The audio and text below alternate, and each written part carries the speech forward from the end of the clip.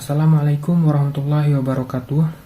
Saya akan menjelaskan materi struktur aljabar mengenai subring. Yang pertama yaitu ada definisi 7.1. Misalkan R dengan operasi penjumlahan dan perkalian adalah suatu ring, S adalah merupakan himpunan bagian dari R atau S merupakan anggota dari R. Bila operasi yang sama dengan S dengan operasi penjumlahan dan perkalian membentuk suatu ring, maka S disebut dengan subring dari R. Yang selanjutnya ada definisi 7.2. Misalkan R dengan operasi penjumlahan dan perkalian adalah suatu ring, S adalah himpunan bagian dari R yang disebut dengan subring dari R bila untuk setiap A dan B merupakan anggota dari S, maka berlaku S tidak sama dengan kosong. A dikurang B adalah anggota himpunan dari S, A dikali B merupakan himpunan dari S. Nah, syarat yang pertama yaitu menyatakan bahwa himpunan bagian dari ring tersebut bukan himpunan kosong atau E. Dan syarat kedua menyatakan bahwa S dengan operasi penjumlahan adalah merupakan suatu grup komutatif. Syarat yang ketiga atau yang terakhir menyatakan bahwa S dengan operasi perkalian adalah merupakan suatu semigroup. Sehingga dapat kita katakan bahwa syarat-syarat tersebut telah memenuhi syarat dari suatu ring, dikarenakan S adalah himpunan bagian dari R, atau S merupakan anggota dari R, maka S dapat dikatakan sebagai subring dari R. Berikut saya beri contoh 7.1. Misalkan Z4 sama dengan anggota 0, 1, 2, dan 3 merupakan suatu ring, maka tunjukkanlah bahwa S dengan anggota 0 dan 2 adalah subring dari Z4. Penyelesaiannya akan kita tunjukkan bahwa S dengan anggota 0,2 memenuhi syarat-syarat dari suatu ring. Yang pertama yaitu S tidak sama dengan 0, syarat terpenuhi karena S mempunyai anggota 0 dan 2. Yang kedua, A dikurang B merupakan himpunan dari S. Kita misalkan 0 dan 2 merupakan himpunan dari S. 2 dikurang 0 sama dengan 2. 2 dikurang 2 sama dengan 0. 0 dikurang 2 sama dengan 2. Sehingga 0 dan 2 merupakan anggota dari S.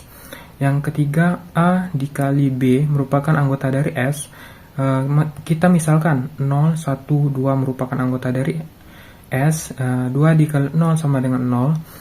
2 dikali 2 sama dengan 0. 0 dikali 2 sama dengan 0. Sehingga 0 merupakan anggota dari S. Maka syarat 1, 2, dan 3 terpenuhi. Maka dapat kita simpulkan S adalah subring dari Z4. Nah, selanjutnya kita juga bisa membuktikan S atau dalam contoh 1 tersebut merupakan suatu subring dari ring Z4 dengan menunjukkan operasi yang sama pada Z4 terhadap penjumlahan dan perkalian, sehingga S adalah merupakan grup komutatif terhadap penjumlahan atau S dengan operasi penjumlahan, dan juga merupakan semigroup atau monoid terhadap perkalian atau S dengan operasi perkalian, karena S dengan operasi penjumlahan dan perkalian memenuhi syarat-syarat dari suatu ring.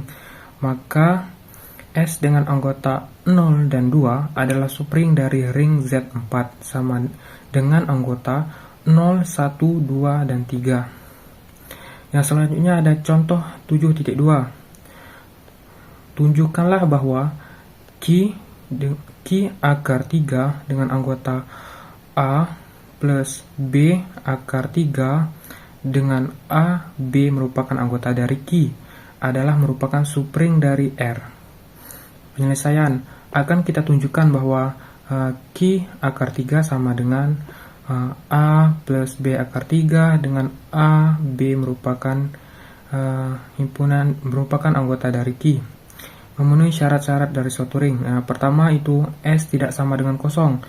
Syarat terpenuhi karena Q akar 3 mempunyai anggota A plus B akar 3 dan dengan A dan B merupakan anggota dari Q.